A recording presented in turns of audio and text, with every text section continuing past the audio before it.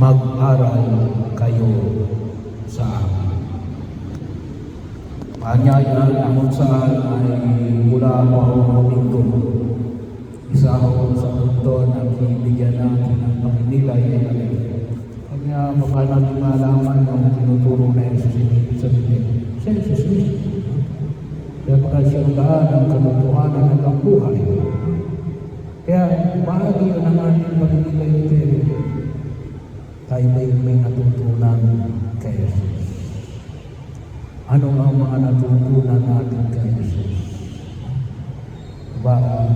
Pagkataon. Kaya sigurado at tuturo sa Jesus. Pero ang tanong ay, nag-aaral ba tayo? Ang pag-aaral hindi lang o yan sa mga estudyante. Baka akala natin pagkatapos natin ng kolehiyo, hindi na tayo mag-aaral.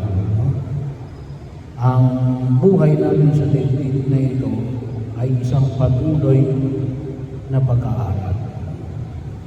At maliwanag sa Ebanghelyo natin na pakinggan natin, mag-aaral tayo ikinsilahan kay Jesus.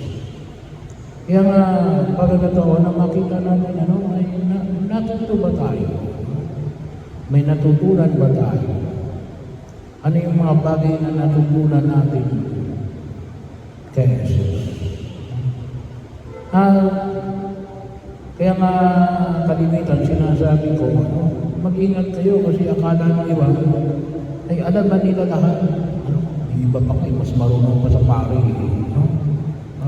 Bahagi yung na huwag natin ilagay ang ating sarili sa pedestal. Kasi alin, tayo ay patuloy na mag-aaral.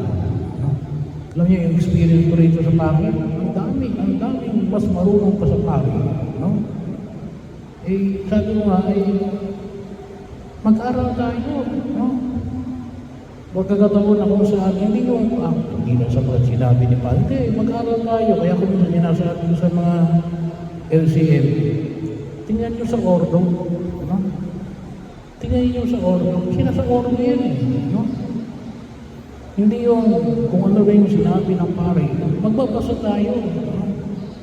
Pagkakataon na kung saan yung makita natin, nakalagay kasi naman yan dyan Ano yung mga babasagin natin ngayon. Pagkakataon na kung saan yung makita ko na at isa na huwag natin kalimutan yung ating pananampalataya, isang pananampalataya na alin ginagabayan tayo ng Diyos na magnilay, mag-aral, matuto. Pagkakataon na kung saan yung makita ko natin. Sapagkat yung ating pananampalataya, isang pananampalataya, hindi tayo ginagawang tamad. At sabi nga natin, marami pa tayong nais sa pagnilay-nilaya. Kagabi ay yung daw Google, mayroon daw sila ngayong tinatawag na bagong computer. Ang tawag ay quantum computer. Na kanyang nasagot yung tanong na kinakailangan pag-aralan ng daang-daang libo, bilyon, 6 to, nakalimutan ko yung term na ginamit hindi lang bilyon, So, ibig sabihin, ay napakarami pa natin dapat na pag-aralan. Lalong-lalo tungkol sa ating pananampalataya. At ipinawan ni Jesus yun para sa bawat isa sa atin. Dahil nasabi niya, mag-aral kayo sa akin. Pagkakataon na kung sa akin, tuturuan natin sa mga may kamalan. Isa na nga ulang yun, mag-aral tayo sa isang rin. Hindi tayo maloko. Hindi tayo may scam. Hindi mapasirwara ang aming buhay. Malaman natin yung mga tamang landas na tinatahak natin para ilayo tayo sa kapahamakan. Sabi nga po minsan, may mga bagay na dahil sa hindi natin alam, can harm us. May mga bagay na dahil hindi natin alam, kaya tayo napapahamak. Kasi bakit hindi natin alam eh? Yun pala yung mga bagay natin, maglalagay sa atin sa kapahamakan. Kaya, pagkakataon ako sabi, di ba bigat yung sabi sa akin na Jesus, mag-aaral kayo sa akin. Pagkakataon ako sa atin tayo, tinuturuan sa harapan ng buong may kapal. Kaya, kahit sabihin natin na matanda na ako, ano yung kalimitan isa sa mga binabanggit ko sa mga katekista. Kalimitan kasi ng mga katekista natin mga may edad na. Kalimitan sa kanila ay 40 plus mataas. Kalimitan nga 50 plus mataas. Ay kalimitan sinasabi ko, kinakailangan pagganahin natin yung ating buot, ang ating utak. Bakit? Kasi pag hindi natin ginagana yan, malaki yung dyan sa atin, magkakaroon tayo ng Alzheimer's. Kasi hindi gumagana eh. Pagkakataon na kung saan yung makikao natin. Kaya kung saan sinasabi ko pa rin halimbawa, yung mga matatanda ayaw mag-aral ng computer. Hindi, mag-aral kayo sa cellphone. Naalala ko sa nanay ko. Nanay ko, ano yun eh, yun ay hindi marunong mag-text. Tawag lang sa akin. Pero bahagi yun.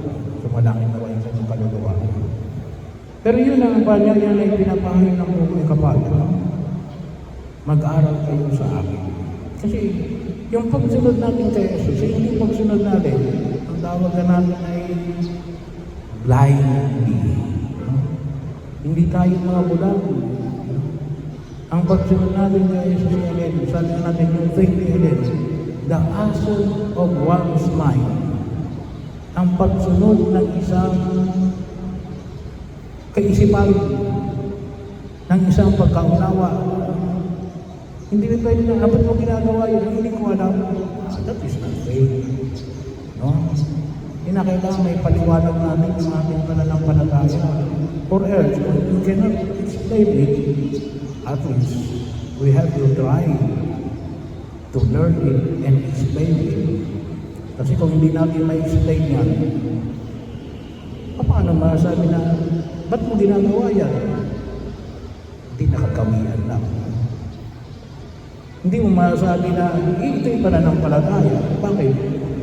Hindi mo may paliwanag eh. No? So, ibig sabihin, it could be 100 reasons rather than because of one reason, which is faith. Bakit? Hindi mo may paliwanag eh. No? Kaya bagaman nabanggit ko na ito, yung mga sinasabi natin, no? Na ang pananampalataya dapat natin, we need to articulate it. Paano mo ma-articulate yan? Paano mo mababanggit yan? Paano mo maipapahayag yan? Paano mo masasabi yan? Kapag nag-aaral tayo. No?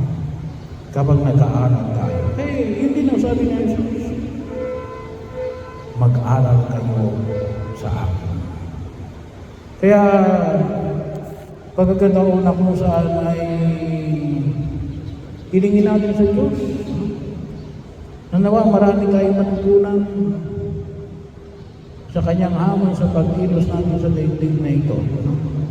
Kapag gusto niya, naalin, yung pagkilos natin ay isang pagkilos natin, pagtugon ng ating isip at ng ating kalooban.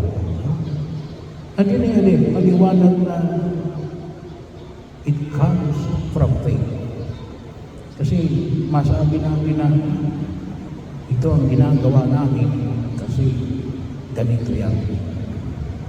Bilang bahagi ng ating pagkilala kay Jesus na ating tagapagligtas. Kaya mo,